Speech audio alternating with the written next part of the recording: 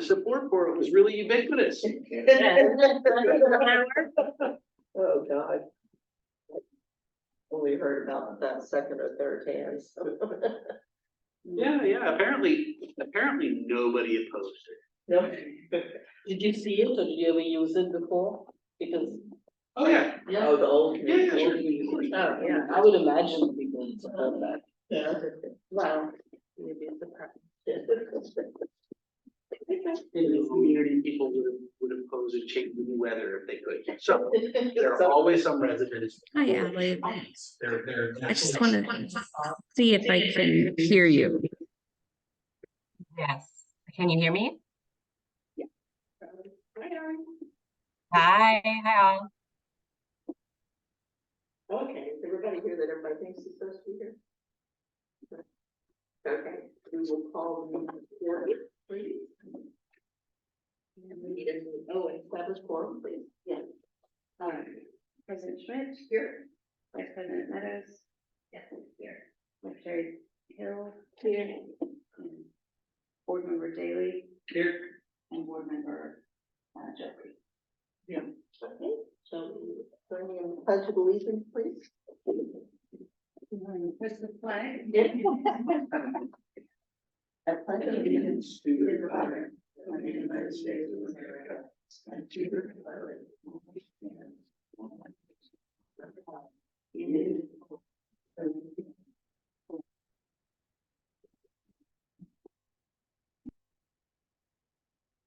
well, financial update, Christy, are you going to do that or Chuck is going to do that? Or- Public comments. on Oh, I'm items sorry, not on public the agenda. comments, yes. Okay. No, I have to say that. Any public comments? I think most of the public here is gonna comment later, so, that's good. Okay, financial update. Okay. We have gone back through the budget or the budget document from last time and updated it with all actual figures for the last few years. You also have included the Santa Clara County Controller's year-end summary. So it shows that currently the fund balance as of June 30th, which we haven't had any deposits or withdrawals on since then, is $8,430,682.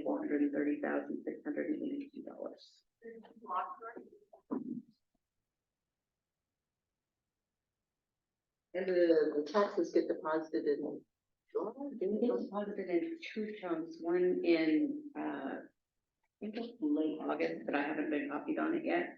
And then there's a catch up in, I think, January. Okay. Any questions about the financial statement?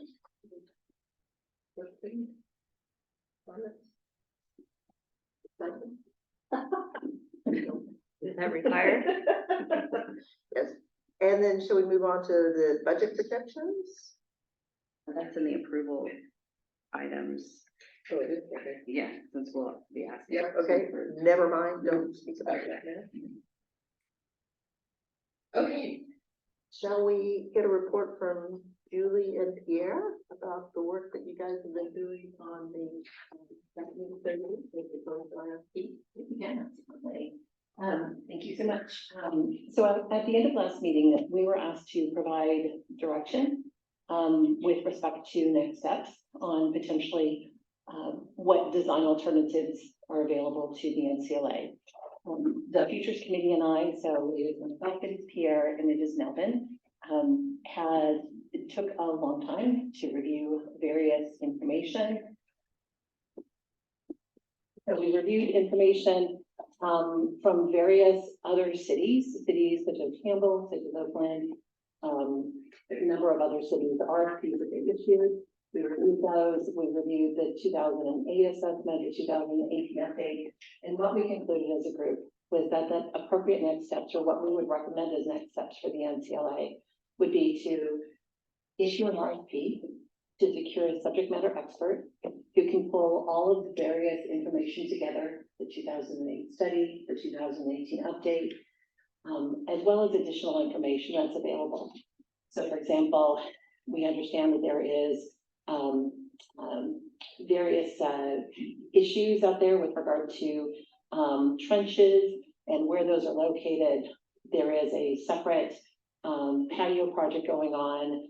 There is a roof change occurring, and the county is currently making plans to update the children's space.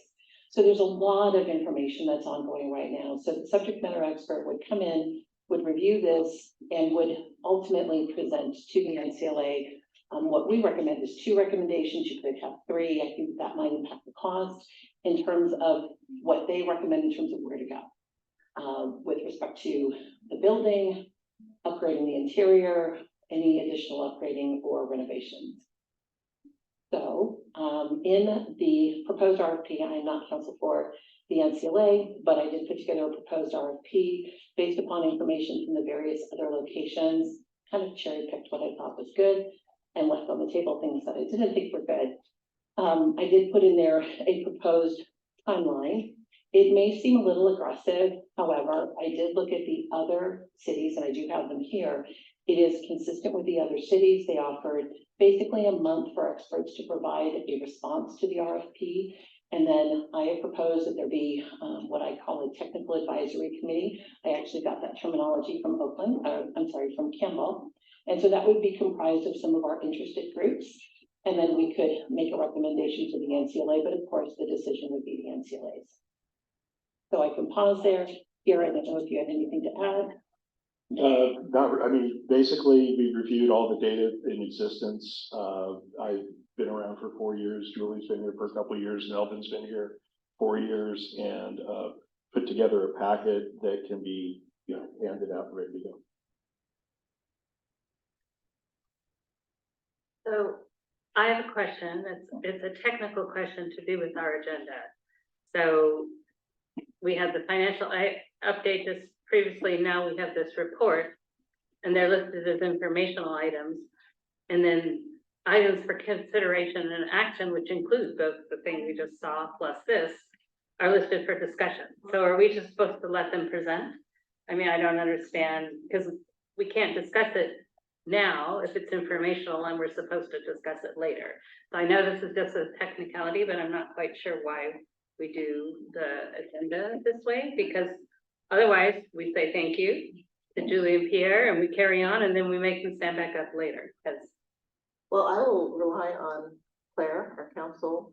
They made the suggestions on how to put the agenda together, and Yeah, yes. Just looking at the action items. And so the items that are in the informational section, they are informational. You can discuss them, but you would not be taking actions on them. But the action item doesn't specifically reference ERP or the issue that will be discussed in the next item, and so the board will also not be taking action on those items as well. And so just the informational and for discussion. the So this informational items 2 and 3. Or 1, really, so the items that are discussed in there would be for informational purposes and for discussion, for update purposes. And when you get to the action items, it's only the specific things that are listed out there that would be actionable, so the budget would be consideration or adoption, approval of the funds. And I know item 3 says action support of the library's commission future committee, but there's no really specific action that is identified, so I don't know what actions you were contemplating, but I don't recommend you act on anything under that item. But the other ones, it's listed, so you would be voting on those ones. okay. so I can make sense for financial update period. We move on. We'll probably touch back on it when we discuss item number 1 for consideration action, but that's okay. But number 2 under informational items and number 3 under action are really the same Yeah. Those are- item. So It's really, yes, so the report from the committee, and then, I understand that the NCLA had some questions about the items, and so we'll be discussing them. Well, what I was just saying is we get a presentation from you guys because you've been able, my understanding is, been able to review the RFP and then.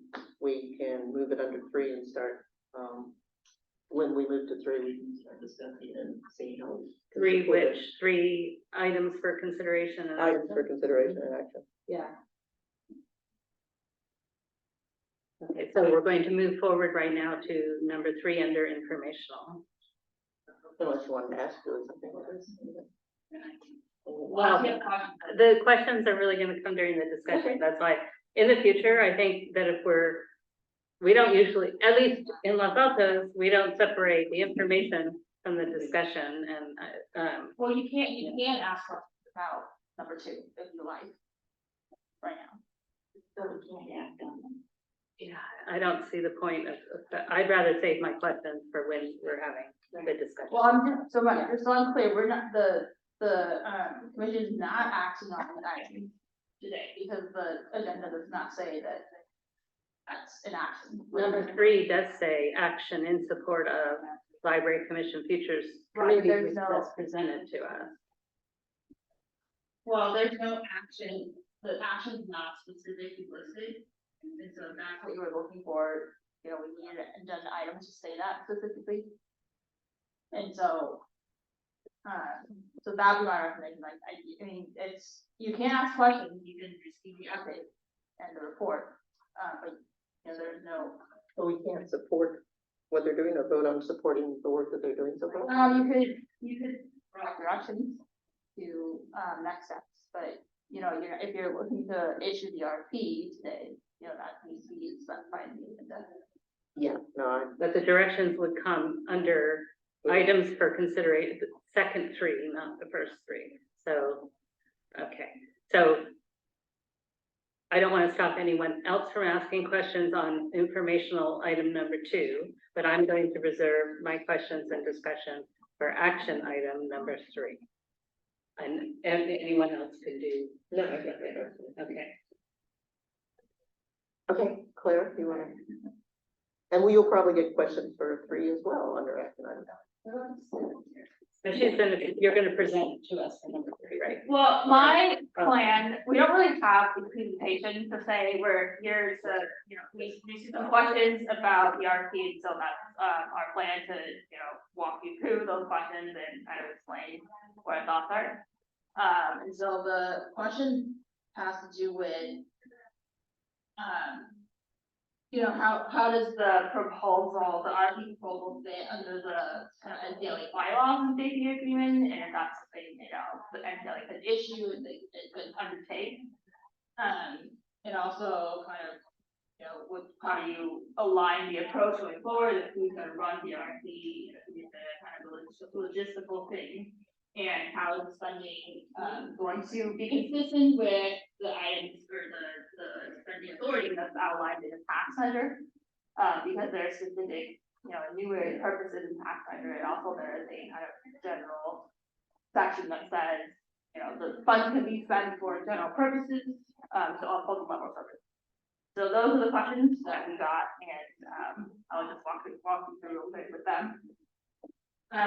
So in terms of the project's consistency with the bylaws, the JPA agreement, so it's really the JPA agreement that we're looking at, and it does, the agreement does specify that NCLA has the authority to plan, support, acquire, construct, and maintain programs and facilities to offer them for, the augmentation of public library services for the benefits of the member entities. So it does have that power, and it also does have the power to enter into contracts, to acquire, construct, maintain, operate, and manage buildings, wards, and improvements. So looking at the proposal that stated the RFP is really asking for assessment services and also design proposal. And so we do think that's the power that are here and the power to be able to enter into contracts and to kind of manage procurement of buildings and services and improvements. And so the next item is, you know, the, NCO would want to make sure that the, scope of work that's outlined in the RFP are consistent with its funding authority, with respect to the parameters that. As we probably mentioned before, the tax matter is a special tax, and so the funding of the tax matter funds collected purposes that's like in there.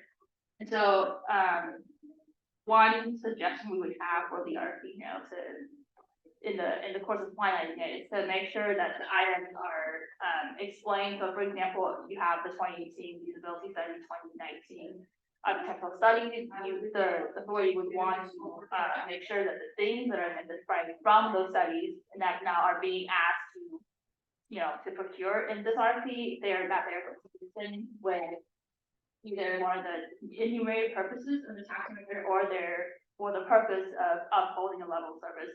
And as we, explained before, that means, you're looking at the kind of past service that was provided, and you're looking at the changes in circumstances, because to maintain the same level of service, it is necessary to kind of gauge the change in population, the change in service needs, to see, you're still maintaining the same level of service across the board, through this time. And so, so that's one thing that, we want to make sure that that's looked at in the RFP, and that's how the project is presented with services.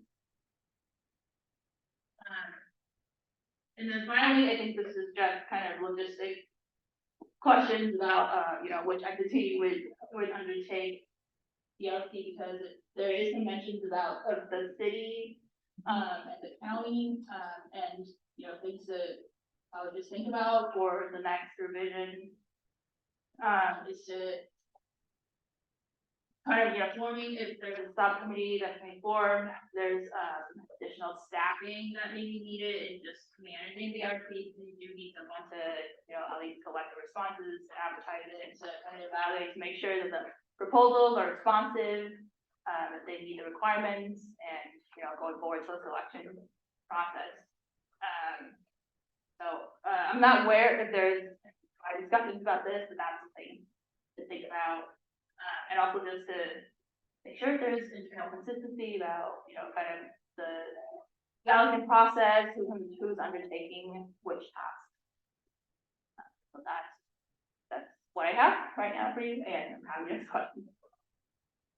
So we're within the bounds of being reasonable as long as we stay within the guardrail. So this is a reasonable thing to do with the money. Is that what you're saying? Right, so if you look at the parameters of the JPA agreement, it does, the direction you're going, we think is permitted by that scope of authority, because you do have the ability to contract, to, procure for improvements, to acquire buildings, things like that. So that is within the scope of authority.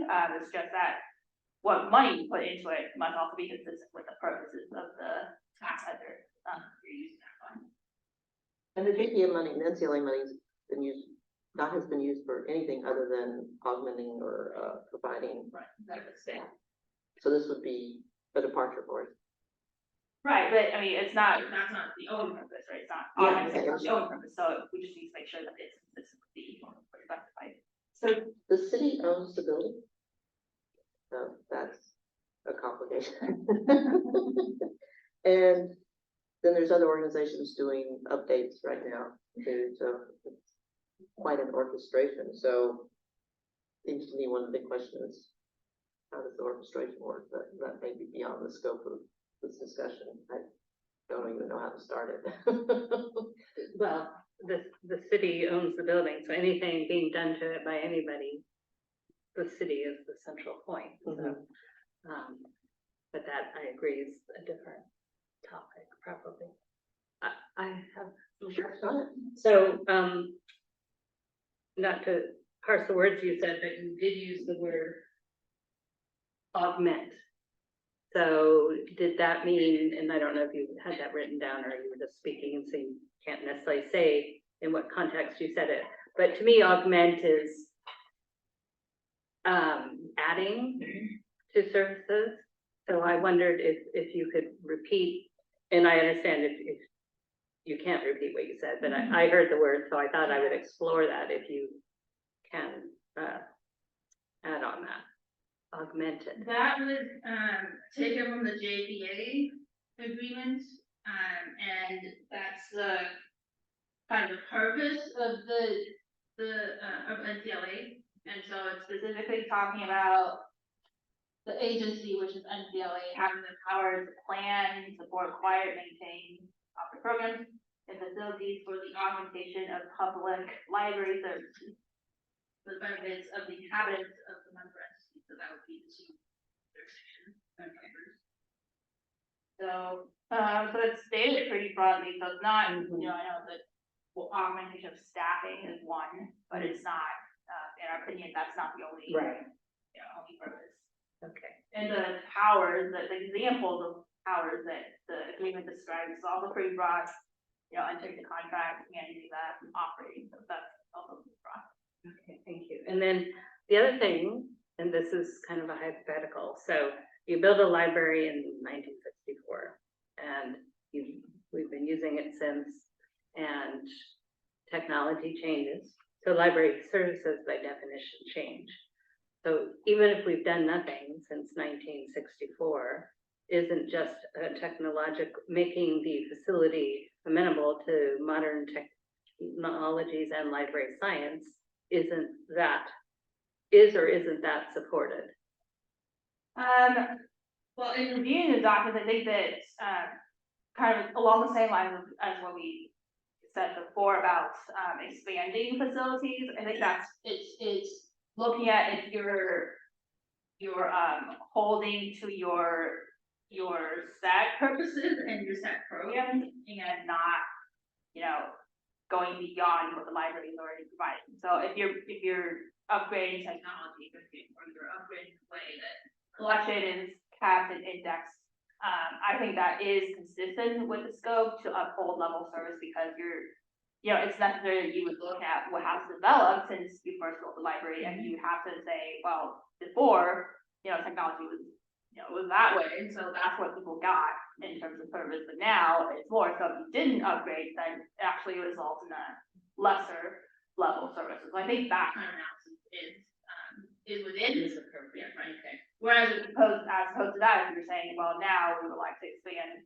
the services library to include, I think I said language tutoring last time, you know, that was like, you know, if we're saying like, we're gonna put in an entirely new, this is all hypothetical, obviously, but entirely new language tutoring, outreach, international bridging, that kind of thing. It's like, it's not something that the library has strictly provided, but we're going outside of what the scope was before. So I think that, in that sense, that's not likely to be covered by the purpose. I have another hypothetical. The library just deployed little private spaces where people can have Zoom meetings and things like that. So I guess my question is, you know, where's the benchmark for the services that we uphold? Because what you're saying is we cannot add to the service portfolio under the auspices of the parcel tax. And that is on its face goofy, because for 60 years that the library has existed, the benchmark for upholding services hasn't been the services that were offered in 1964. It is what a contemporary, the benchmark is what a contemporary library should offer, right? And so now that we've deployed these new private spaces for Zoom, they're part of a portfolio of services and amenities that the library offers. And we want to continue to uphold that. We're not going to uphold services at a level that was established at 1964. So I'm completely dissatisfied with the current interpretation of that language, with our legal interpretation of that language, because it doesn't allow latitude for anything new in the library, nor does it comport with what's been going on for the last 6 decades. Well, like ebooks. Yeah, I mean, what was appropriate 60 years ago did not include any computer technology, Wi-Fi, internet, private spaces for Zoom meetings, digital books, e-readers, et cetera, right? So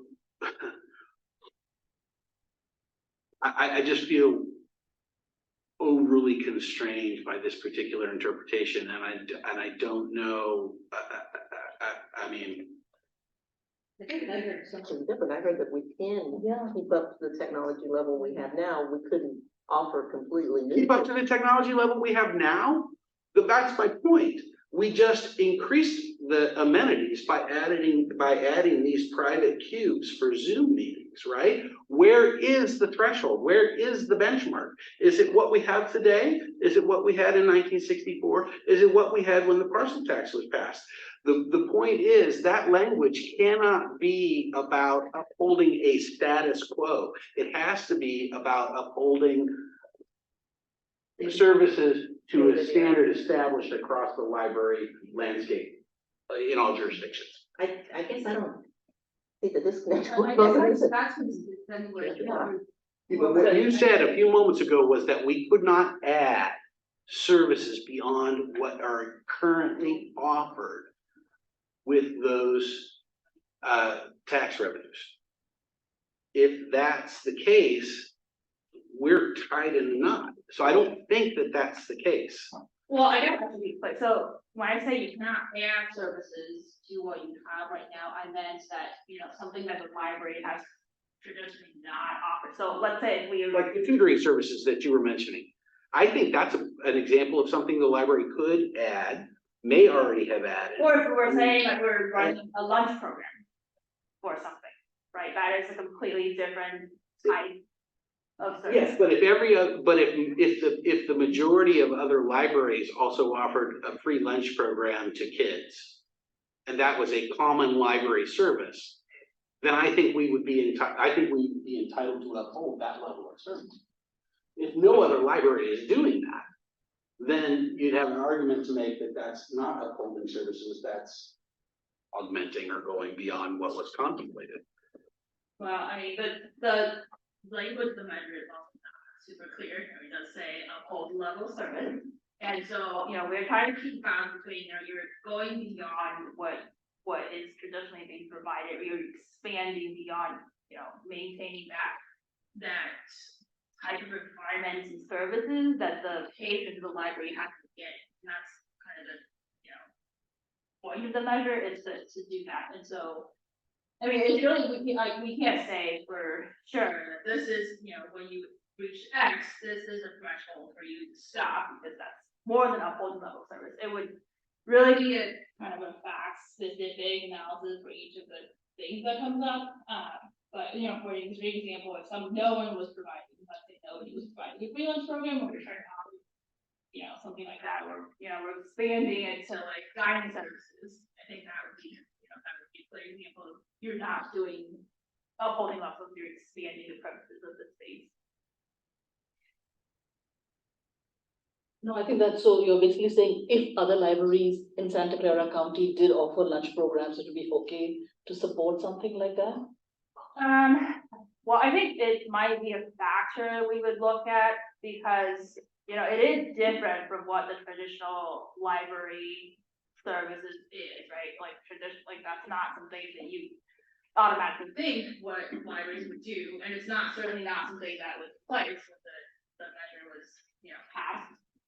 So I think we want to say, see if that's really its, service that's, inherent in the library system, or is that something, if it's like Zoom spaces, for example, I mean, the library is there to offer a safe, a peaceful and quiet space for, individual enjoyment.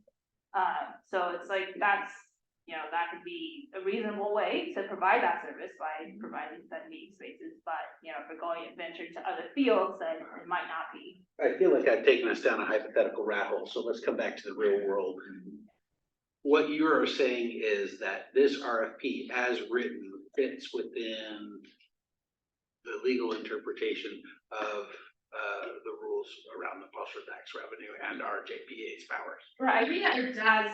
My suggestion is that the things that are listed in the RFP, we want to, that's NCLA run, it's NCLA funded with the parcel tax funds, we wanna make sure those are, we're justifying those tasks of saying, this is, the scope of work is within a purpose of the budget. But overall, I think this approach, it does fit with the JPA powers and what, SDLA was created to do. So adding 11,000 or 12,000 or 9,000 or whatever it turns out square feet to the library is allowable under the JPA and the language of the parcel tax ordinance. If we look at the population increase, this is what they were provided before, and now we wanna maintain that because it's overcrowded, and the way the level of enjoyment, for example, for a patron is decreasing. So you're giving us, what I hear is a likelihood. So a probability of it being acceptable versus not, so.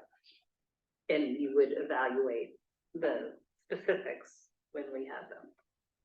Right, I mean, overall, yes, I think Yes. this is within our authority, and the specific items, we want to make sure that it's.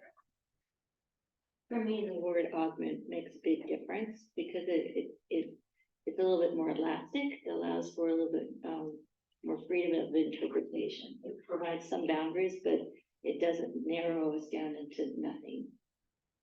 Better than maintain. Exactly. And just as a point of clarification, NCLA for many years did set aside part of the budget to buy books. And then we stopped doing that when the book budget within the county was so healthy, we didn't need to provide the $75,000 we were allocating every year.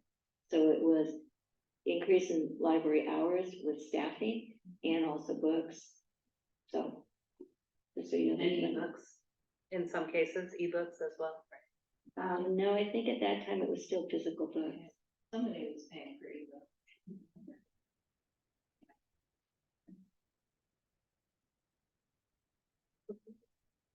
No?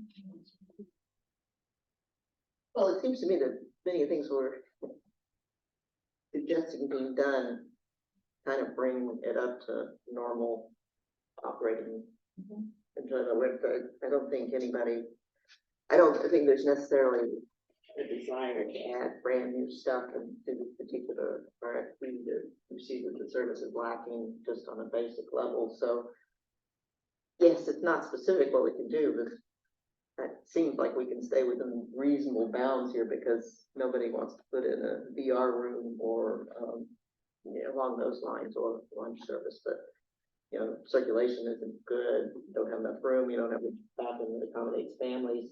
Those are more just like basic cup-holding service sort of things. I don't think going down a deep path into other stuff. But that's why we have oversight, and that's why we're asking if we're now looking like we're within the oversight, and that sounds like we are.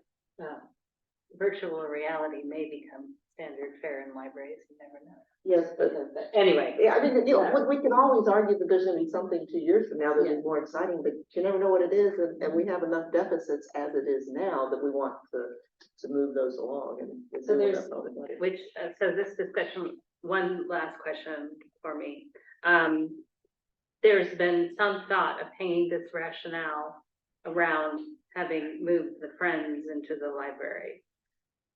Can't we make the argument independent of that? Because me, I'm skipping to discussion, but me, if you say, well, you lost services because you moved the Friends in, then just move them out. So isn't the argument we've been discussing independent on who's sitting where in the library? I mean, it is partly independent because you have to look at the overall kind of population growth, advancements in technology, changes. And that's all independent. All independent, yeah, so there's that, you have considerations, I mean, it doesn't mean that, the library can never do anything with respect to who can come in and, have a space and things like that, so it is partly, partly you wanna think about is this allocation, what are we doing with this, but other parts, it is somewhat separate, that you have to look at the overall. Right. Okay, all right, because like we do passport there now, right? So that's another use. So I would rather stay away from specific uses and more focus on the technology and population growth. Otherwise, You never know when that can of worms might be opened. Okay. Okay, Pete, you have any? So we're still asking questions about the RFP, is that right? No, we're asking questions about the legal interpretation. The fit of the RFP. I do have one question about, I know that the building does not meet current day seismic requirements. And that also there's the safety factor for children with the bathrooms and also just accessibility to people who cannot get into the bathrooms. So are those factors that fit into this proposal? Yeah, I think so. Otherwise, it, you know, it virtually would be yet ever upgrade to the current building code and AD. That's good. To know, I mean, not good that we, It's it's difficult to use the bathroom, but yes, yes, okay. Okay. Can I ask for, audience comments? Information audience? Yeah. Okay, thank you. I've never quite heard comments from the audience, so I really like making this an open discussion, and, yes, it is. Just have a couple comments on some of the things that came up in the discussion and questions. On the uphold services, it's, this is for Peter, it's actually from 2010, not from 1960. The parcel tax was established, and I know when the language was written and written into law. Yeah. But that date doesn't make any more sense than nineteen Yeah, of sixty-four. course, yeah, so I'm just saying, what, it's from 2010 is where that language came from. And it should be the minimum, it should be upholding the services of what's offered at our county library system. So we are so behind in terms of what other libraries within our own county library system are able to do. So, you know, lots of room for growth, just trying to keep up with the Jones. Lunch programs actually are traditional at libraries now in America, in public libraries, especially in summertime. So we have a few of our libraries that offer lunches. And there is tutoring going on right now in our library, and it's popular and can be greatly expanded if we had room. There will be, hopefully, the plan is, if we really get to go ahead with this, other funds. So other funds aren't restricted in the way NCLA funds are. So some of the project doesn't have to fall, you know, into whatever type realm we're getting advice for. And I think Sally, replacing lost square footage that went to the Friends or to the passport office actually is a plus in our argument for being able to use the NCLA fund to replace services. If we don't need to use it and you don't have to face the argument, we'll just kick Friends out, then why beg that question? So. Yeah, I mean, I'm going to, you know, you'll get that question. So if you don't need to make the argument on that, then why do that? Because then it calls the decision into, it makes the decision a target. Any rational mind would look at two choices and say, well, you have a tenant that you can move out, or you can spend tens of millions or whatever it may be to build new space. And they would, and any rational mind would say, reverse the Friends decision, don't spend $10 million. Yeah, I don't think that's quite a good analogy, and the, I mean, the painful amount It's not about. an analogy, that's the actual choice. No, yeah, I don't think it's. No, it's not. That's what we've been discussing. I do agree, but, and also I would argue that we are under the constraints of what was written in 2010. We cannot like them, but that's what's there, so we have to decide if we can live in them and do something useful, so being mad about the language doesn't. Well, we're not, we're discussing the interpretation we just got, which gave us broad leeway for building standards, population and technology growth, and augmentation of the library services. Why talk about friends? No, I agree with that. I hear some, for Pete in particular, some concern about the language and how it's constraining, and it is what My it is. concern is about having a legal interpretation that is actionable. It is not about the language in the ordinance. We can't do anything about it other than improve it when we go out to the public again for a new parcel tax. But we need a legal opinion that is actionable, and what I have heard is not as actionable as what I would like. I would like, in fact, I would like a letter that says, this is a great RFP, it completely comports with our interpretation of this. A Do cover letter. lawyers say that? Yeah. It's a little unfair. Yeah, Criticism is unfair, because this is gonna be an iterative process. And, you know, we're starting at kind of a big picture, and I hear Myers State saying, yeah, the big picture looks okay, and so we'll narrow it down the next step, and they'll be able to say, no, this walked outside the line, or no, this all stays within the line. There is no one answer here, and I think coming with a plan full blown so that Myers State can say, yes, that's good, it's just not gonna happen, because it is an amorphous thing with Well, we're lots not of at the players. stage where we would have a full plan yet anyway. I think that's getting ahead, you know, that we've already sort of gotten ahead of ourselves a couple of times with regard to that, but I have heard two different things from Myers State. I heard that under the language of the JPA, we have these authorities. Sally's written them down right there. But as we all know, under the plain language of the ordinance, it's about upholding services. So I very simply want a finding from the attorneys that says, you know, these are the things that you can do. And I think we have kind of gotten that verbally, but at the same time, we also heard, oh, well, you can't add services beyond what the library already does. Right? So I want the legal interpretation to say upholding services doesn't mean that there was some benchmark in 2010. It means that what the county has determined is appropriate for the libraries in the system is the benchmark. Okay, yeah, I guess there's not gonna be a yes, no answer on any of this, and that's okay, that's the way these things work. There's gonna be a pretty good yes, but there isn't.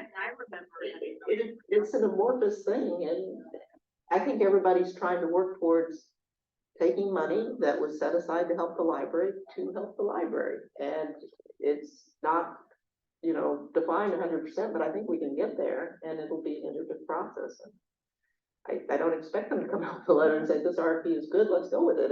That just wouldn't work that way, I don't think. Yeah, I mean, the tax measure tax is, you know, not super clear, like I said, but there is some parameter, right? So it's not, you know, there is, but, you know, and also the JPA is the instrument that created NCLA, and the tax measure is the funds that are collected from that specific source, right? So the instrument, the creating enabling instrument is going to have broader tools for the entity. And whether or not you decide to utilize money from a specific source is gonna be subject to those constraints for those.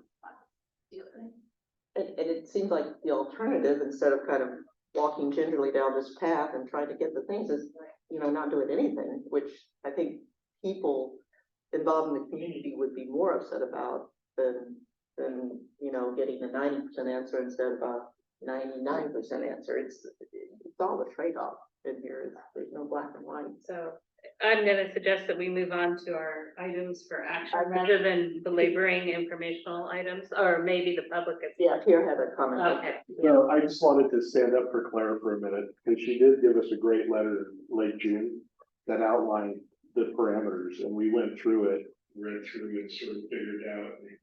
And the subcommittee worked with her materials and made the proposal. And our proposal today, I'll just reiterate it, is really that we come out of here and we issue an RFP, really to just see what's feasible.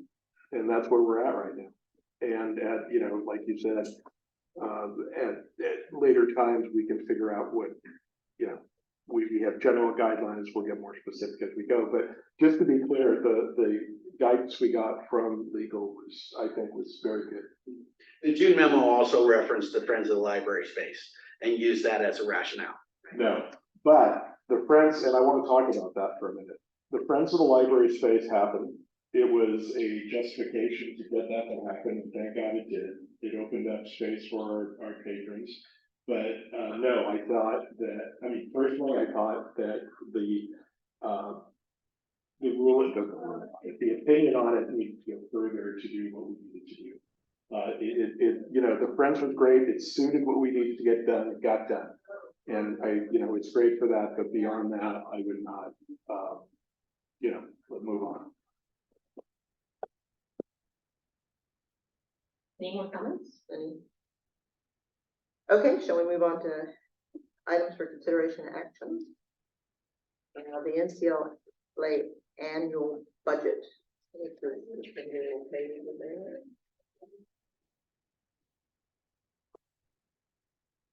I know, Sally, you've had questions, so I'm gonna let you start. I'm pleased to say that, looking at 22-23 and 23-24, I was able to track where they belonged, and I am comfortable with that. I will say, and you may or may not have seen it, we had a very late correspondence from the member public. And so, who has some suggestions. So, but anyway, I actually was able to track these. Thank you, Christy, from the information you sent, and I did not go back earlier than 22-23. I did see that the numbers had some variety in it, which gave me more confidence that they were actual. So I appreciate that effort. okay.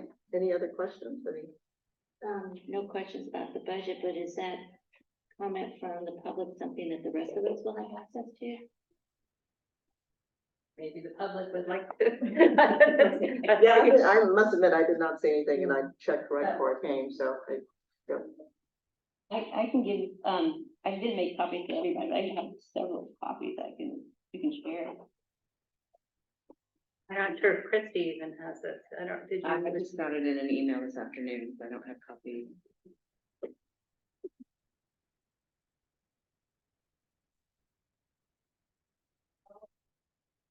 Thanks.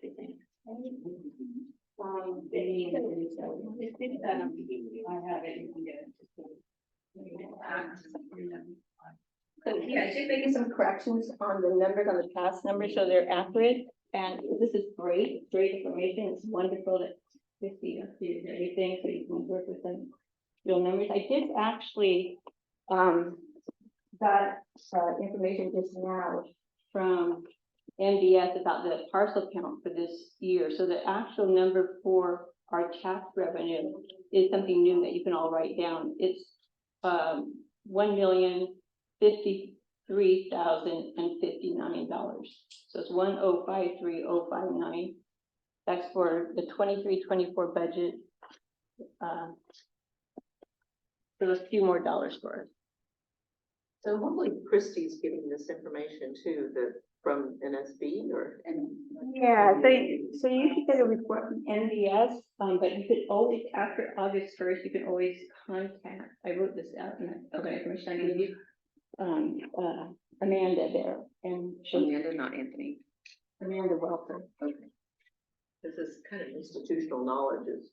Yeah. And then October, when they send you the bill, they'll send a report that you share with everybody, and that has the history of all the. So there were only 4 senior exemptions this year too, by the way. So, thank you for that. I appreciate correcting the numbers for accuracy in the table as were just circulated. I don't feel that we should, well, actually, maybe I should ask the question first. With our budget, mid-year, we look at it and make revisions. We're a little late on this one. I guess we could incorporate a different interest assumption, but because our current assumption would be more conservative than the one, that has been researched here. I'm comfortable sticking with our original low interest rate, because I feel that really this budget, I mean, we're a little late with it. I would like us to adopt it now that we have confidence in the numbers that are on here. And we can, and I'm not sure that NCLA, actually, I can't recall if we've done a mid-year look-in at the budget. We've barely been doing We've barely been doing yearly, which I should know by now. But again, having a conservative estimate versus an overestimate, I'm completely fine with that. So, my proposal would be, Christie, if you can confirm, and I'm sure that these numbers Suzanne have provided in the table are correct, including the dollar difference in 2022, 23, or is that, Yeah, just to make it, to make it add it up? has To make it yeah, add up, yes. Otherwise, Yes. that's where the rounding error. So we can continue to discuss, or I can make a motion sort of reflecting what I just said. It depends, and if you want to open for additional public comment, I'm not sure if there might be other. Yeah, I agree with you. I would like to get a budget blessed, and then we can make changes going forward if need be. And this one looks like what we would bless would be conservative compared to what we're seeing so far. So, any other comments? I have a quick question. Maybe I missed this last time, but in the operating expenditures, the staffing, we've not been paying anything contributing since 2020. Self to a future agenda item. Which is kind of a conundrum, yes, you put it. Yeah. in a nutshell. That's a different discussion. Okay, what do you want to So I can make this motion in two ways. I can actually move that we accept it as was in our packet, because most people, other than me and Suzanne, didn't see this, and that we adopt it. And if there's any minor tweaks to update some of these numbers, they can go forward just as informational in the next consent or whatever, just updating the numbers, but essentially reflecting what we see here. I think that's probably, and actually Ms. Lai might be able to recommend, which is, if we just got this hasn't been available to the public, so shouldn't we adopt the version that was in our packet?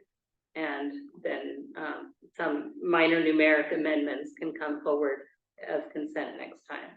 Because we're 22 and 23, 23 and 24, there's really no changes. If you like to approve the one in your packet and then back with the mic. Okay, so my motion is we approve the one in the packet, and the budget ending fiscal year 23 and fiscal year 24 are accurate as is.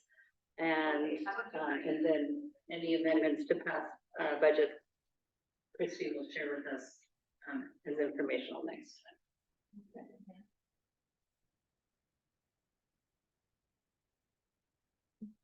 All in favor?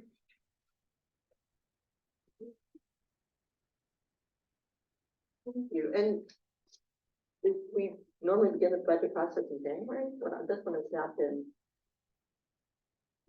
Not been on time in so long. When would this normally be? Well, this wasn't that late, yeah. Oh, okay, yeah, okay, so yeah.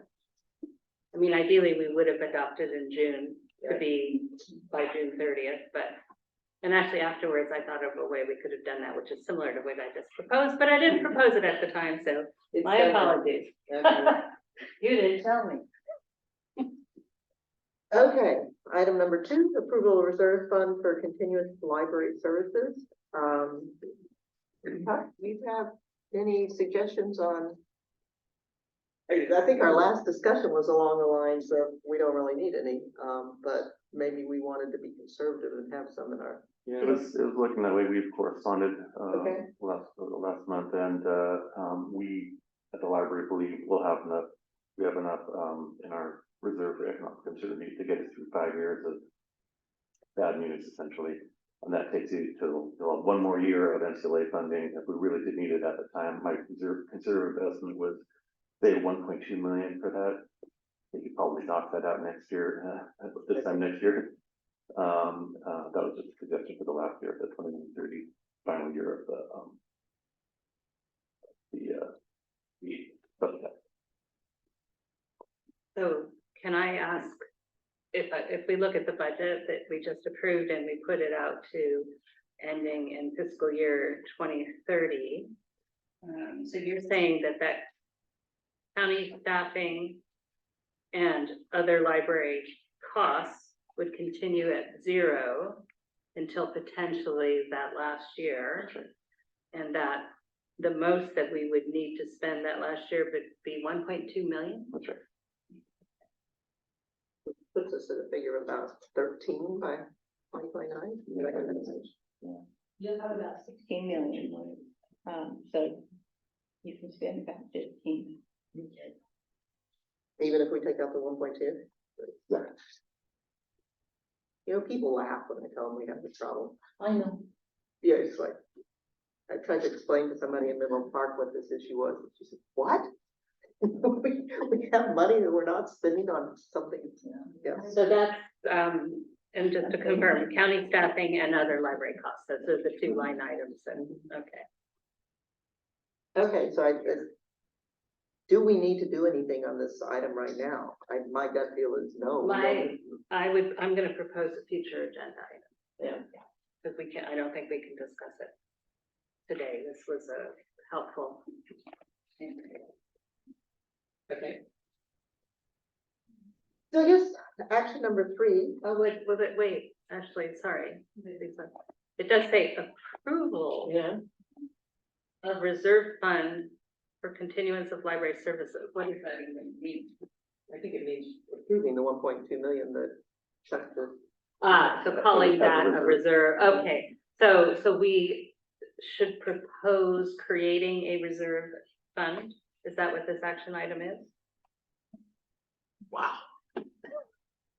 Have we ever created a reserve fund? Do we do fund accounting? Do we have a history of this, or do we just keep the parcel tax money in a general ledger and then disperse it as needed? Because if we haven't done it before, we need to have protocols for creating something like that.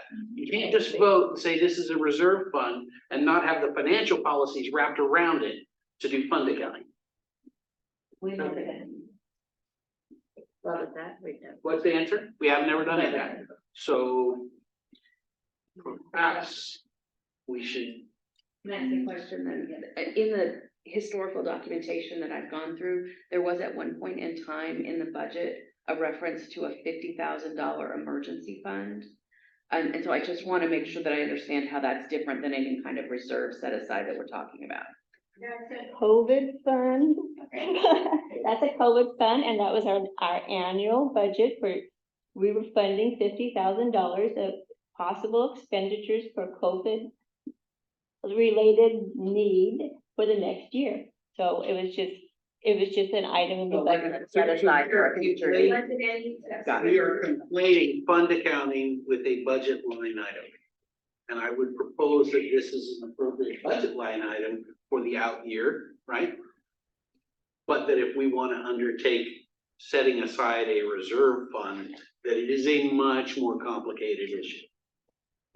There doesn't seem to be any great need to do this right now anyway. We're not talking about something that's imminent nor even a danger to us at the moment, and something we could react to quickly. So, yeah, I agree. And we're not in danger of the money being spent on something else right away anyway. That's what that type of fund accounting is usually for, so you can restrict funds. Yeah, and we have in the minutes now that in 2024, we thought we might need 1.2 in 2029, and all of a sudden dead by then, but it won't matter. 2930, is that the year that we Yeah. would need it? 2930. At all. If at all, yeah, Right, worst case scenario. worst case scenario. Okay, and looking at our total revenues, again, on the budget, we're budgeting at 1.2, so I mean.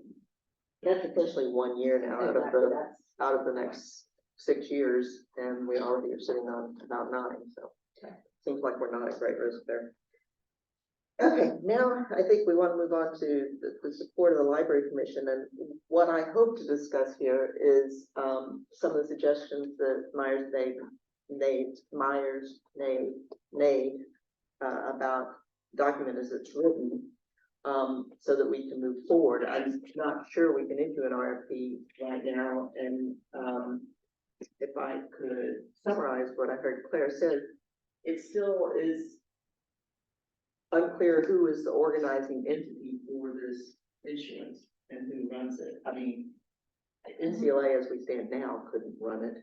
Do we have someone that can do that? How can we issue an RFP with, do we have to bring in front of the Los Altos Council because you guys own the building? I mean, what, it seems to me we Well, need to go to the next So step. the direction from the council on the commission, the commission, the library commission should be the central point for all things library. So I think it's appropriate for the library to be posting stuff, but just like with the patio, nobody can do anything with the library without involving the city because the city owns the building. So one of my questions was, does Gabe even see this? In fact, I know the answer is no, but, so. And again, it's a staging problem. We No, wanna get- understood. it's Yeah. Not to keep them out of the loop Right, or anything. no.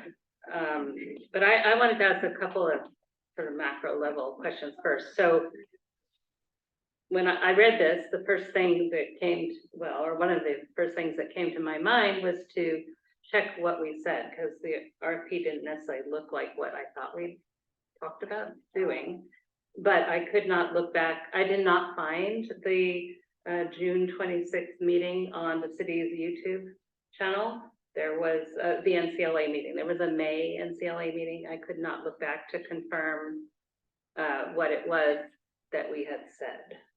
And so my recollection of what we had said was to test some of the feasibility questions that were found in 2018-19 about, you know, we have all these conventional wisdoms you can't build up. I tend to believe that one. But, you know, with a conventional wisdom, you can't bring it up to electronic standards or whatever some of the findings were. So my memory, which I couldn't cross-check to the video, was that we had asked the first step to look at those findings and have a consultant can reconfirm that those were accurate in their opinion. Well, we can't have a consultant without letting go to hire a consultant. I'm not talking about the money, I'm talking about the scope of the RFP. I thought that was the first thing pretty much in the RFP was doing that sort of scoping. Well, the RFP went all the way up through to design proposals, et cetera, et cetera. I mean, the RFP, and I think it's a good RFP, but I just think it might be one or two steps ahead of where we were last time. But I have, again, as I said, I haven't been able to confirm that. The RFP was engaging, you know, someone through the design process. And one of the first steps to even decide what we want to do is to understand what the constraints are, which I agree was included in the RFP, but there was a lot more included there. So I was not able to check what understanding we agreed on last time. But that was my impression when we did the agreement. I mean, the RFP. Yeah, so when I walked away, I thought that you actually wanted some design proposals. And so when we talked about it with the Futures Committee, we thought that was too much for us, that we couldn't come together with a design proposal. So we thought that it would be better to have a subject matter expert come in, answer some of these questions, address some of these issues, look at, you know, the documentation of where we stand now, and to present concepts to the NCLA for you to consider as to whether that would be something that you would be supportive of. And it would then be at that point, well, the city would be involved prior to that because they would be part of this group that would look at it. But at that point, you would then involve the city more formally to say, this is something that we think we can improve. So we were really looking at you all feeling comfortable with the expenditure of funds that is within the scope of the authority granted by the attorney. And that would then involve bringing in, once you actually have a design concept, again, it's just a high level concept, much like what was done with the patio project, a concept that would then go to the city for further discussion. Right. but that is now, anyway, that's. Again, without having seen it, we can't like point to it, but maybe if anyone else has I see the designs as being different. If the technical, here's what we did last time, and I haven't looked at that recently, then here's the findings, Mr. or Ms. Consultant, can you please, in your expertise, confirm these liabilities to our existing structure? Because, I mean, there are some design possibilities that are no-goes depending on what they found. It's just that that's where I thought we were last time. So to me, reading this was a much broader scope than I had anticipated, but. Well, and I do point out that one of the attachments is this, and it shows the original building in the 1991 edition. I don't even know if it's true, but it's those sorts of things that I thought the subject matter expert could weigh in on. We have A, B, C, and D. You could take those back to just A and B or any portion of it. Yeah, we don't have that, though. That wasn't in our packet. It's an attachment to the 2018 assessments. Yeah. I didn't see it. What's that? I didn't see the meetings. Right. It may have come on our email, but I didn't. So we have the minutes later on, that the minutes didn't really sort of help in let me see, help in identifying what it was that we had agreed on. I mean, how do you remember it? I don't remember it that specifically, but that doesn't mean much. I'm not, I'm not saying you're not right. I just don't remember it that way. I guess, so where are we trying to get with this discussion? What would you like to see? Are you saying that this is too broad a thing, that there's some, I mean, We could have phases. yeah, Well, that at the end of each phase, and you can decide whether to continue. yeah, I think the point here is to give direction. That's why we're bringing it out, so. And Sally, NCLA commissioned that 2018 needs update assessment for this very purpose, to go back to the 2008, review it and see whether it was still, what was it. And so we sort of just went through this exercise 5 years ago. But this is based on Campbell's RFP, not our RFP in 2018, if I understood correctly, right? It's based on a number of them. A number of examples, so. Campbell actually went farther. They actually went for construction documents, so I did not. Yeah, we just want a concept, we just want. But there's a difference between. I know, I really need to.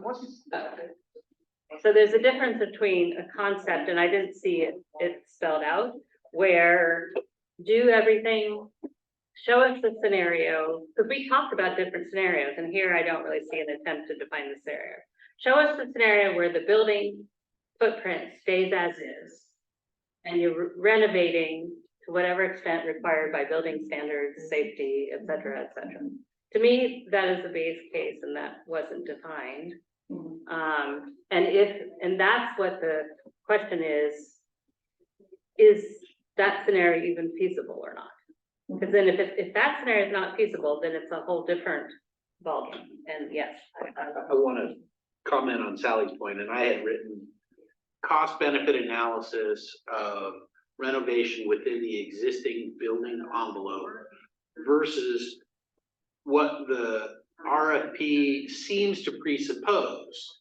When I read the RFP as if I'm a vendor about to respond, it looks to me like you're asking for designs of tearing down the previous edition and building a 2-story addition in its place. That's the way I read it. I could be wrong, but I think that the RFP would be improved if we were asking for the consultant to do a cost benefit analysis of new construction or replacement construction versus things we can do within the existing building envelope. Sally, does that yeah, more or less? I think so.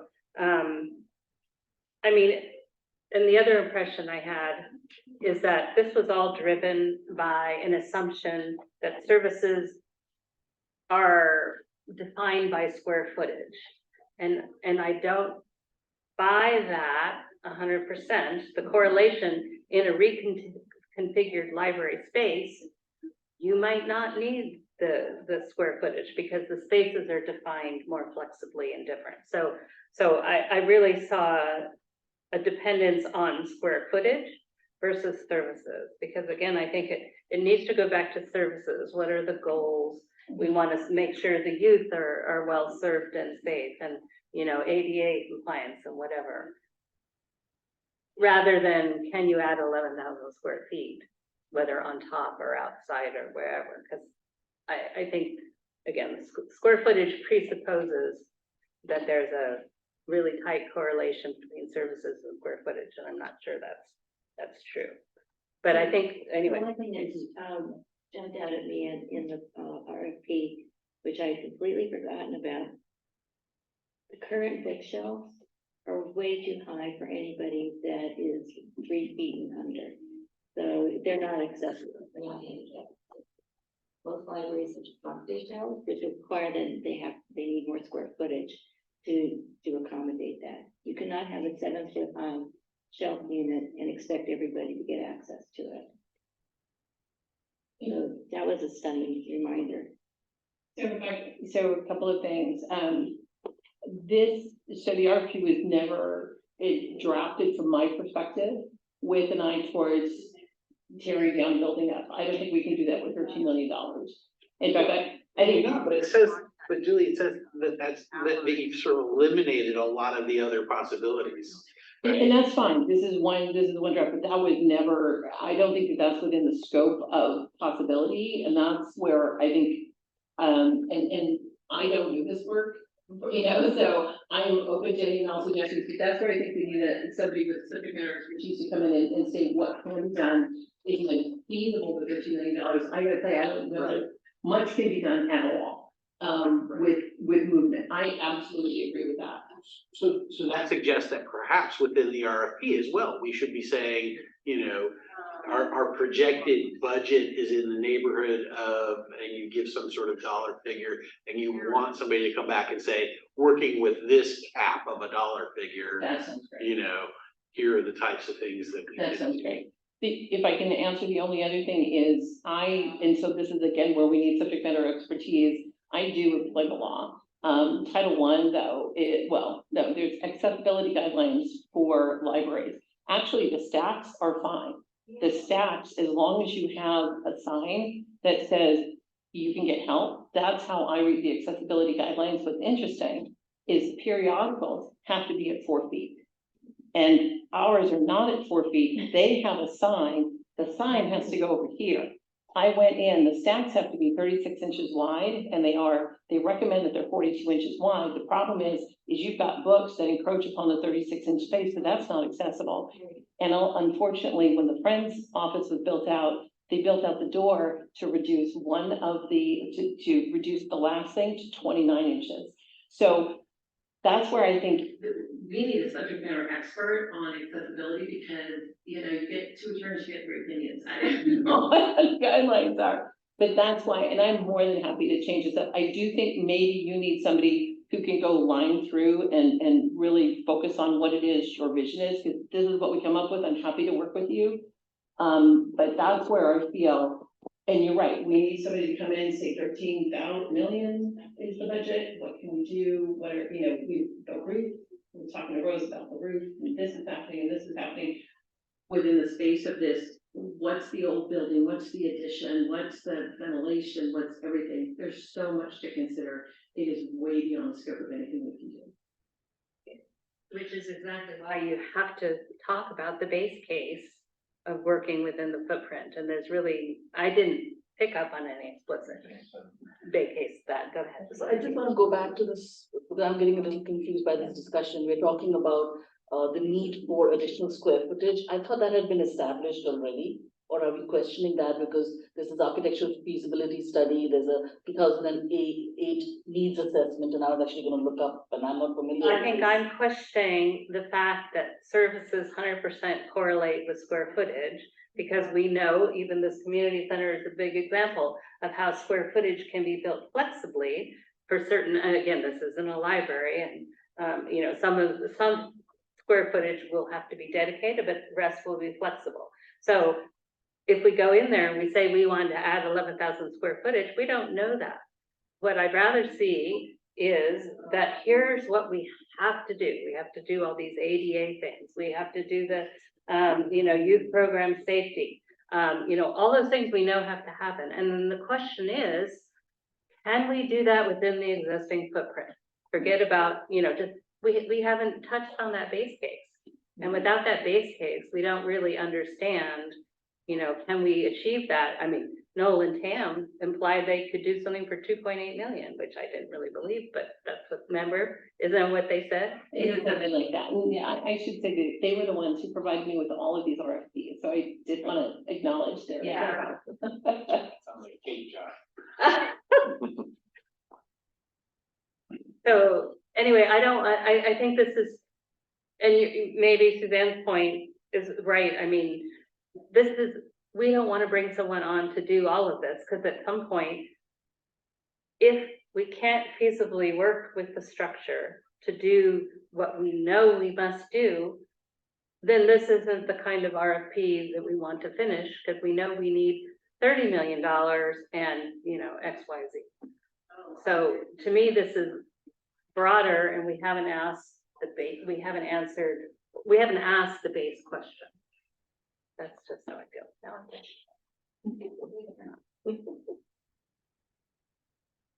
Yes, I think, part of this, you know, we're trying to just, what we'd like to get is some concept drawings, and I think one of them should be within the current footprint. Just as you said, just exactly as you said, that should be number one concept drawing, show us what you can do.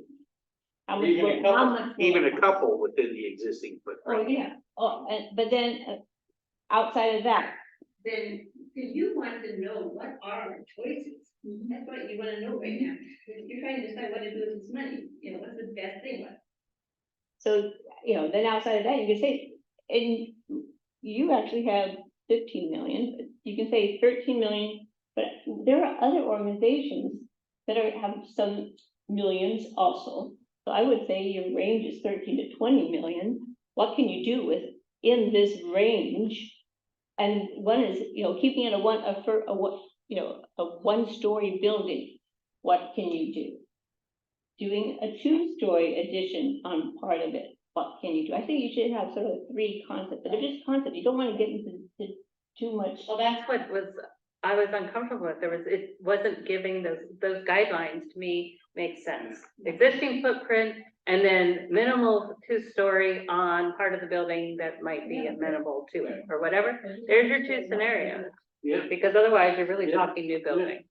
And we're not miles and miles away from having the funding to do the type of construction that I interpreted this RFP to be talking about. If you're talking $1,500 a square foot, you know, 10,000 square feet is $15 million, is that right? So. I'm not doing it now.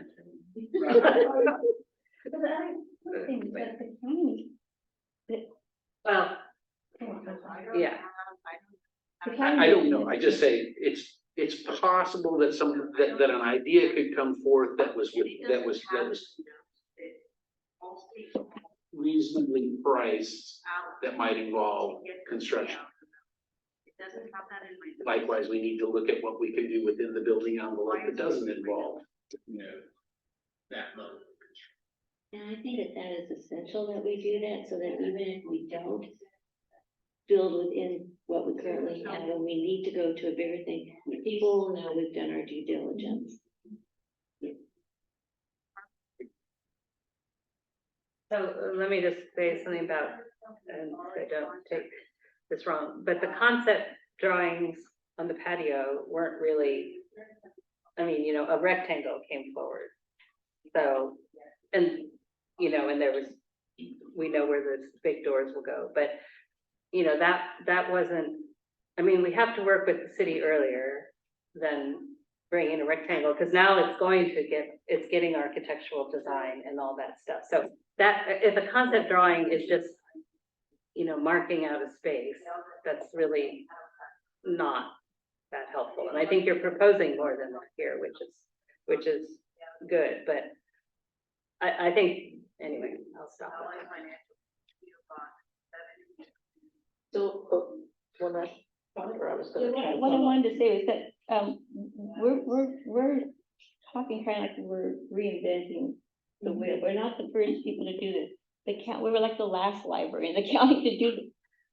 There are people in our county system who can actually help us a lot in this process. Because they've done it, they've just gone through renovations at the different libraries. So let's use the talent that we have available to us and But that includes the city as well. You can't leave them out. I mean, they have to, Gabe has to see, and whoever else he's gonna work with, maybe development services, I don't know, probably building planning. They have to see the RFP, because we're not the experts. And so, yeah. And so along that line, this NCLA had a new library task force for 2 years. And we worked redevelopment task force. We worked very closely with the city throughout that process. There were always 2 members of the city at each of our task force meetings. When we did the RFP because we did a number of things with that. We did 2 Godby type surveys. We did the engineering survey. We did the update of the needs assessment, and then we hired a consultant, which was another like 85,000. All that RFP went through the city. The city is the one who actually issued the RFP because they had the process to do so. So yeah, they work closely with us. It's their building, that they should be very involved with this. But so even though it was a task force who got the information and made the decisions, the city was the one sort of providing the structural. Yeah. John Measurement. Well, it sounds like there's consensus here that we need to do a high level. Don't move footprint, add footprint. What can we do for $15 million? We also have the other groups of money out there that could be worked with, and we need to work more closely with the city. And then there's the idea that the library has consultants or internal staff that could help us with some of that. Is that?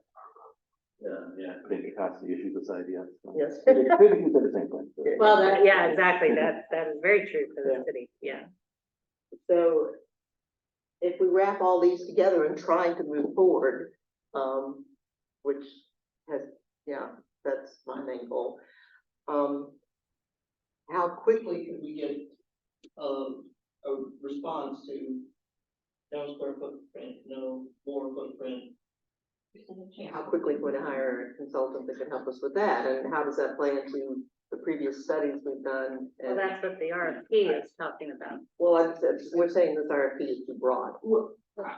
Yeah, I actually think that the RFP is not too broad. I think that there's just a few more elements to add to what we have here, right? That what we have here is actually pretty strong in terms of what it deals with, but the way I interpret it Is only going it really does sort of channel the responses into, let's tear the old edition down and build a new one. I think the addition, by putting in another paragraph or 2 here where we say, that's one possibility. Another possibility is, look at the existing footprint and redesign the interior of the library to do things like make the bathrooms more accessible and provide additional electrical outlets. And, you could go down the list of the needs assessment and say, tell us which of these things we can accommodate in the building footprint. And I would just say, take pretty much what I just said, put that into the RFP, and that would be my recommendation for additions. to this document. And then I would give the document to city staff, and let building services, or whoever Gabe assigns to it, review it, make sure the language comports with, current, procurement requirements and things like that, and let the city put the RFP out. What are we contemplating in terms of an expense for the consultant that we award this to? I have no idea. This read expensive to me. Check, you have no idea? Yeah, I mean, if you're talking about architectural renderings, it's not, this is a pretty meaty word, right? So Claire, clarification, so how do we relate to the city in terms of an RFP? So you are issuing, it would be our pool of money and it goes through the city. And then I'm sure this has been done before. So ultimately, somebody has to enter into contract with the consultant. So normally it's that entity that does the RFP select. And then you put in the contract, the ultimate agreement could be structured, the funding could be, the source of the funding for the agreement could be structured, so that's, from provided to the city or it's provided from. It could be a joint RFP if that's, an alternative approach that the consultant would contract jointly with the city and with NCLA with the idea that NCLA is an entity can't manage an RFP. We can't do that. We have the authority to enter into the contract and to pay for the work, But not the expertise, not but manage. not the expertise in it. No. And I assume we would vote finally on. And the city, of course, they have the wherewithal to manage this process. But the stake the city has in this is actually in any changes that happen to the city's real property. The consulting project itself doesn't involve any changes to the city's real property. So, Even if we, prior to actually building. right. Prior to any Yeah, decision. Yeah. right. So I'm just trying to work this out in my head as I'm talking about it, but I think that the role that the city has in this situation is to make sure that we're not putting anything in the RFP that would be a non-starter for the city based on its, obligations and rights with regard to the property. And then secondly, we would be looking for the city to put out the RFP, manage the responses. And we would be the contracting entity to the consulting firm that we select. But then we're gonna have, a project management requirement. Somebody's gotta manage the consultant while they're doing the work. Somebody's gotta host these bi-weekly meetings if we end up with that, requirement. I mean, this is like the community center, that was a task force, it was very time consuming. And again, I think that none of us, well, just look at some of these tasks, review of existing documents and conditions, none of us here are the experts on that. So it really needs, so the RFP may be paid for here, but the city's got to be bought into the RFP, 98%, Yes. because if there's anything that they're not bought into, then it becomes a waste of money because it won't happen. So can the library staff participate and offload some of the review? Not even asking if it's capacity, but can we share the burden so that not? Because, obviously they're gonna be experts in how they're being used. Well, I think this, the patio project is probably the best analogy, and I think some of the time that happens when the city's not in the loop, and then you go back to the city and the city says, well, but what about this? Or, you can't do that there, or whatever the thing is, it becomes a very cumbersome project if you try to take it away from the city and then come back with something and they're like, well, that doesn't. I meant more as an ongoing process. I mean, you have these meetings and then people have to go up and look at stuff and think about stuff and. So to go can- back to 2018 and then the subsequent years, and Suzanne, hopefully will support this. It worked really extremely well to have the city staff involved from the very beginning. And so the staff liaison sat with us and we had 2 of them. And it was time consuming for them. They came to every meeting, they took the minutes, they published the minutes. Everything was done by the Brown Act. They reviewed the RFPs along with the committee. And the committee started off with 16 people to represent both cities and all the entities. And it was, frankly, it was a very smooth process. It was lengthy, but we never bumped into any glitches about having done something wrong with the city. The working together was absolutely perfect. I was one of the chairs, Suzanne was the other chair. And this was for building a whole new library, right? Or what was?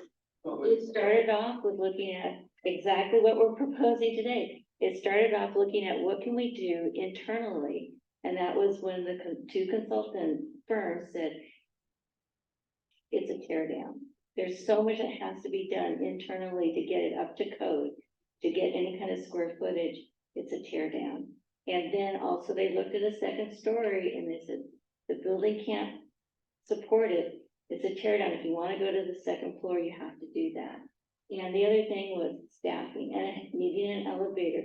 So even as a partial add-on, by adding the elevator shaft and stairs, you took away usable library space. It was quite a learning experience. And those reports are all available for all of us to get smart on And for again. the consultants to spend their first week on the job absorbing. Absolutely. So the 2018 proposal, or the 2018 report looked very similar to the 2008 report, but with some additions to it. And again, I just want to emphasize that those years working with city staff were just really excellent. They moved us along, the consultants moved us along, we got all the way to bringing it out to putting it on a ballot. And then it was the wrong election year, COVID hit, the economy was going in a tailspin, and we made the decision to not do that. So Pierre just clarified for me that you all didn't get our letter. Okay, that makes a lot of sense why you guys might have thought something different. So if I could just read the two of the paragraphs from the letter that.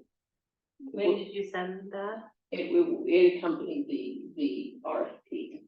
So we say. Yeah, we just got the RFP. There is a driving need to address fundamental issues with the structure of the library, be they for compliance to the ADA, suitability for the implementation of services like Open Plus that are of great benefit to the community or safety of our children.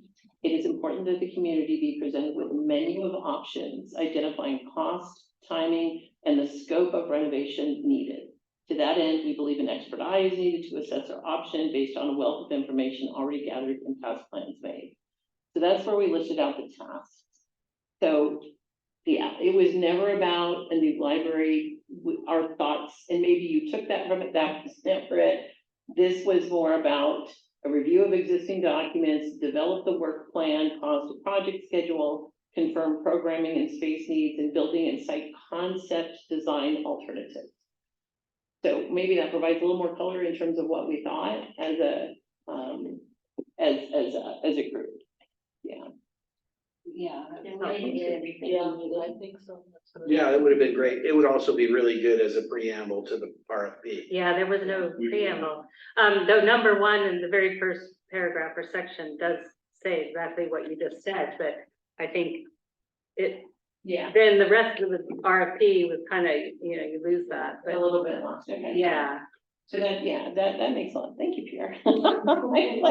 Sorry, if you saw my face contort, It's like that, I know we're not gonna. So Pierre figured out we didn't have. That, Yeah. okay. It All right. happens.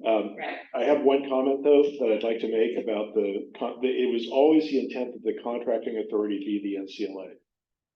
In fact, much of counselors' analysis precludes new construction and really looks at services. And the concept with that would be that the consultant, it would, be on Rose's plate, obviously, to make sure that things were in line with what the county wanted to have. But that was really the intent. And in terms of the city and getting new construction, I did not think we were, the group did not think we were there yet, even close. There was enough facing us with Open Plus and ADA, and washrooms, etc., restrooms, sorry. I forgot I'm Canadian.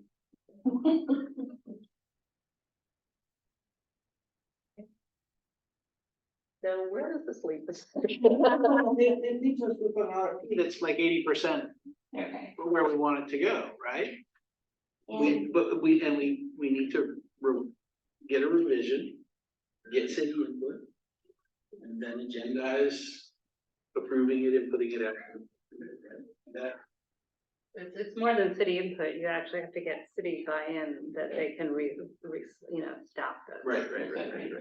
And does that go That's a to, big question. We does that may go have to negotiate. Gabe and he makes the decision, or does it go to city council? No, it would go to Gabe first, and then he would decide, and I think, isn't Anthony the new library commission? So I suspect, Gabe and Anthony will be the go-to people, and then they'll decide what this entails, but if you're taking, well, I don't know, I shouldn't say, staff resources, it'll be Gabe's call whether that needs to go, since it's not being funded by the city, but obviously staff time. So he'd have to advise on that. I don't know what he would. Well, Anthony was at the last meeting where we walked through this, so maybe there was an opportunity. Anthony for somebody- Rebecca is the new library commission liaison, right? So the question was asked by Freddie, what was our next step? And I said, it's to attend the meeting to get feedback. So, yeah, we didn't get any feedback that, let's take this, let's do this, and this. So, Well, I would say make it less square footage focused and more services focused. yeah. I'll do that. And then it sounds like,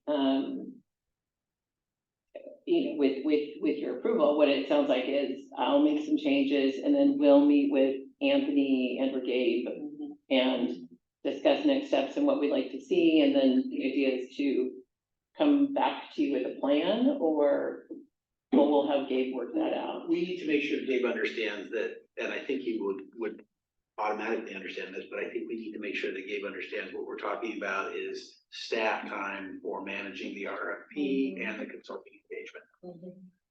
Okay. And that's around potentially, two scenarios, I think is right. That's another thing you can do, flesh out the base case, existing footprint, can it achieve the goals, the services and safety goals? And then whatever that next scenario might be. Because I don't know that he's gonna have, he might have to go to council because it might have to knock something else off the queue, and that becomes more of an issue. Yeah. Here, I only include Rose. We need to work with Rose also at the same time. Oh, yeah, well, that wasn't curtailing the group, that was adding the. Oh, city okay. to the group. Because Rose probably has a list of, see, she has a list. Yeah. And you can think about must-haves and nice-to-have. You already done that too, yes, good. but it sounds like we have a plan forward that people feel Yeah. comfortable with. Am I hearing that from all parties?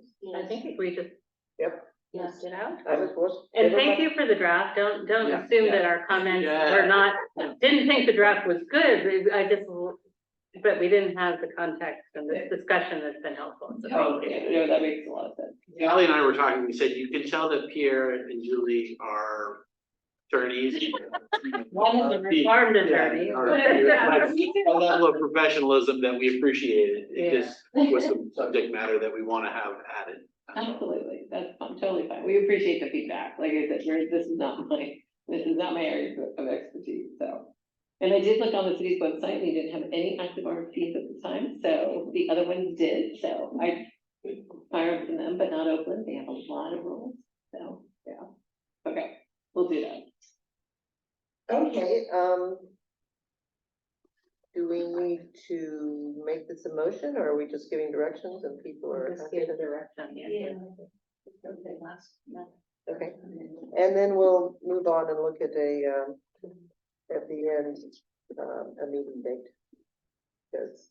Well, we have to approve minutes and then. Yeah, I said at the end. Oh, at the end, okay, Would be okay. good. Okay. Okay, everyone looks reasonably bought into this.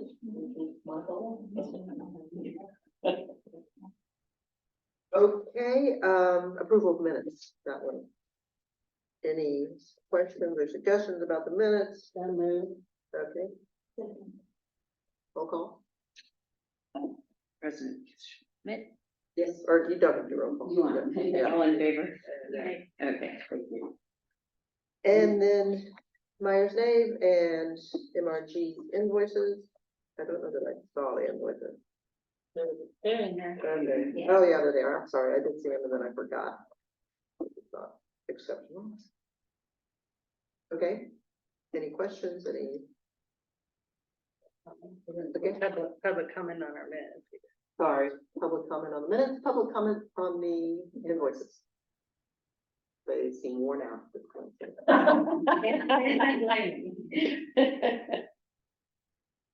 I move that we approve both the Myers Nave and the MRG invoices. Okay, let's go. We'll have a third too, just to type of. I approve. All in favor? Thank you. Wow, we're going fast now. And then, next meeting, which. There's one other, we wanted to pick up the numbers that, Suzanne updated us with, and then. That'll be like informational or consent. Right, but I'm trying to think of anything else that would go on the next agenda. Well, I would say I did have a proposal for a future agenda item is if we looked out through 2930 and the discussion we had earlier, I think we're missing. I mean, yes, we've had a lot of conversation as we just settle for moving forward. We're missing that there are other options, and we're also missing that, you know, there might be public feelings about collecting funds when we're, you know, zero has to go to the county. So I think we should agendize that.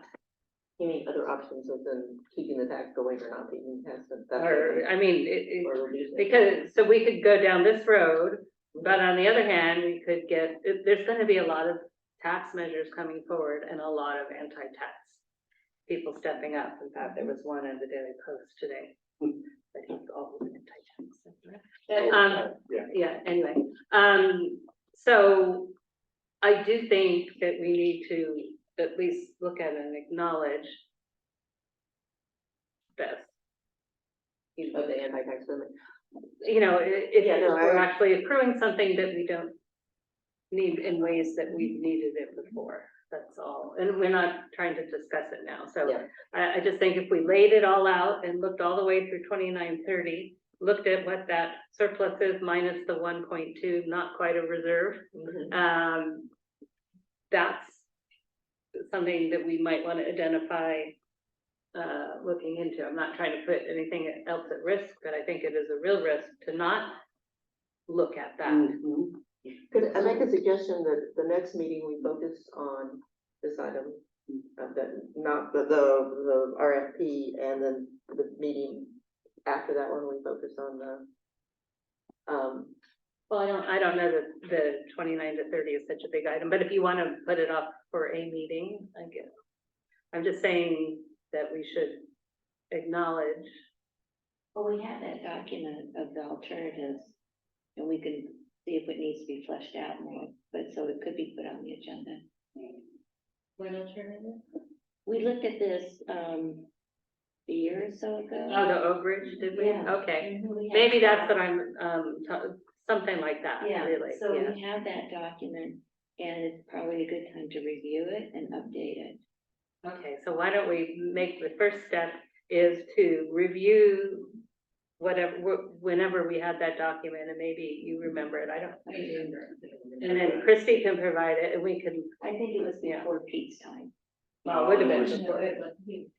Okay. It was one meeting before I started, and I do remember But there was never, all I'm I don't saying, remember the actual alternatives, I remember looking at the sheet of them, I don't remember what they said. I'm just saying that I think there are alternatives we did not look at, and that it would behoove us to at least acknowledge them. We should have a public discussion about whether or not we should,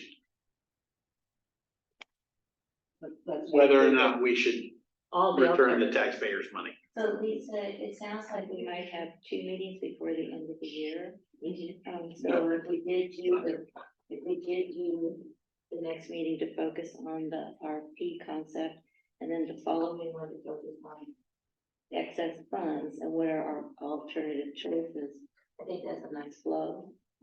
And that would be my suggestion, and I'll put them in the same meeting. I'm fine with that. Yeah, I like that too, because one of the things that I think that will come out of that, the first of those 2 meetings is a pretty concise, list of deficits that we need to spend the money to address.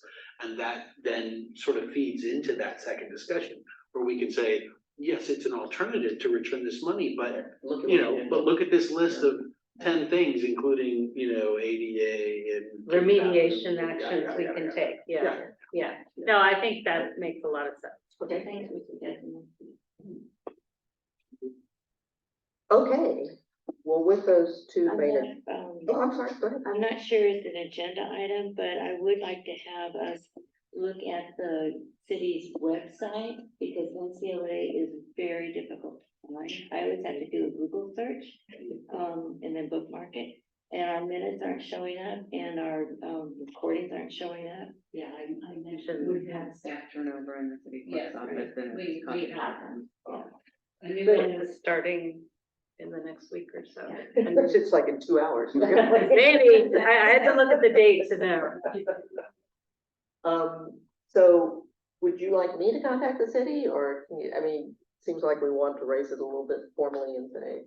Because it's consistently wrong. No, I think that's Christie's, Okay. Christie's job to reach out, Okay. and And say. if she doesn't get satisfaction, what about? Yeah, exactly. Okay. Thank you. You're gonna reach out to Melissa Yes. Thurman, Okay. okay? I will put a plug in. I guess that's what I was asking for, Little nudge. a little nudge. Yeah. Thank you, Tom. Okay, are we down now to scheduling the next perhaps 2 meetings, so that we have agenda items on it? Okay. I have my small calendar here with you. Yeah, small as well. October 2nd and November 6th, You said October 2nd? those are the first Mondays of those 2 months. Yeah. But that's, October 2nd is only a month away, or, I just yeah, said okay. those are the first 2 Mondays of the Yeah, next okay. available sort of. October 2nd. I think the group working, Didn't bother to mention September, because it's the group working on this is eager, so I would think they would be excited about October 2nd. I could do October 2nd. Would you do it? Write it down this time too.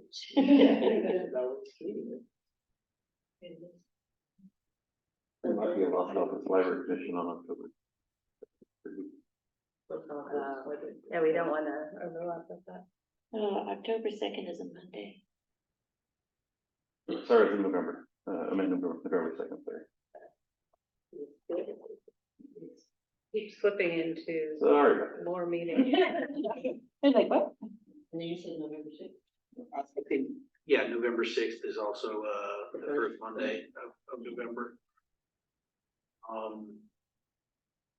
I'd rather not do a November 6th meeting if we're gonna do October 2nd. Yeah, I mean, that's 3 Kick months the in a next row. one- This Can we is, kick the next one down to like December 4th? I think so, because the next one is the gating item to letting them get started. Right. Having that one quickly is important, but I'm fine going out to December 4th.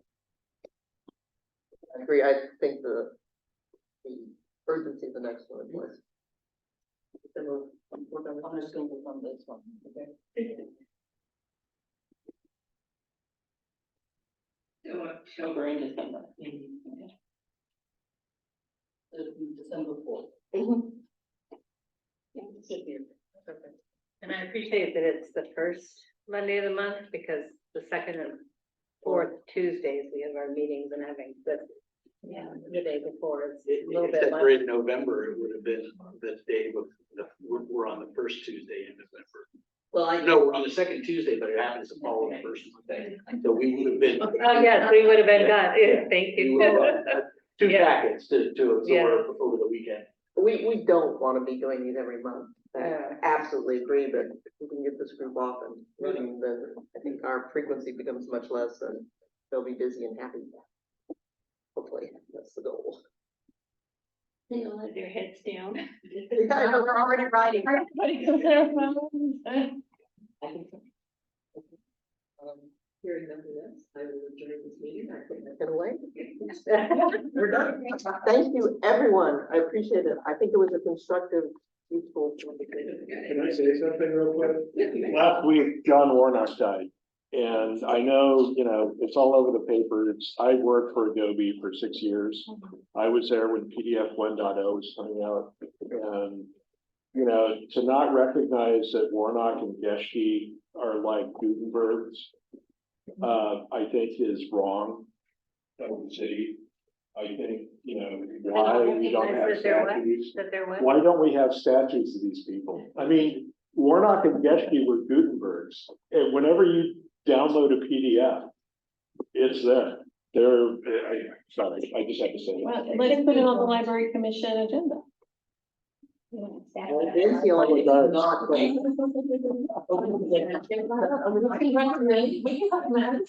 Well, anyway, I just wanted to recognize John, because that was what a huge contribution. Let's put it on our agenda. Maybe we can work with Rose and. Well, then Geschke actually was, Do they have? You could Chuck Geschke's put on a little wife was carousel, say, here's a display to. Yeah, oh, that's, I always remember. Not flat. Everything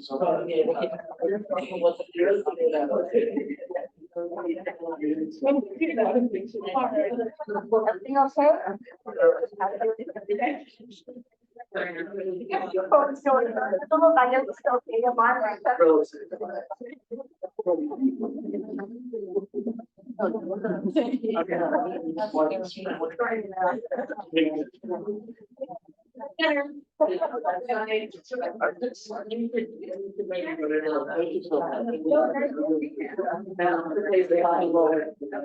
I know, my gosh, you're gonna see along with this basic. There's somebody in the county we should call in to, because I feel like they were gonna vote that we would bring in other people and. I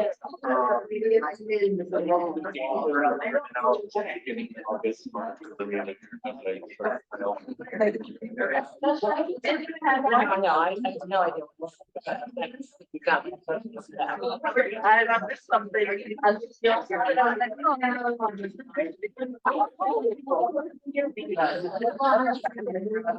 Yeah. Now I think it's. One people I'd like to go $30, it'd just be a pretty small. I'm just not making sense.